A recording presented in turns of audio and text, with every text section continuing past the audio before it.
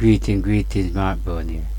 We're going to be looking at how we can actually download this Google Doc here to PDF, or we can download it as PDF. So for instance, to do the work, I just want to download it in PDF. Alright, the only thing that you have to do is notice right up here, so these are the tabs. You're going to click on the file.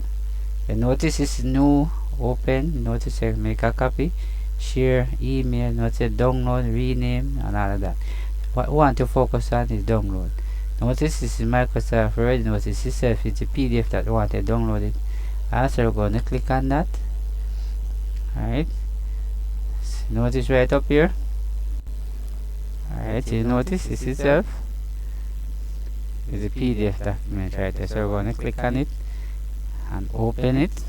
So this is exactly how a PDF document look like. Yes. So we download it as PDF. So this is exactly how it look like. So hope you have learned something from this video here. Thanks for watching. See you in the next video.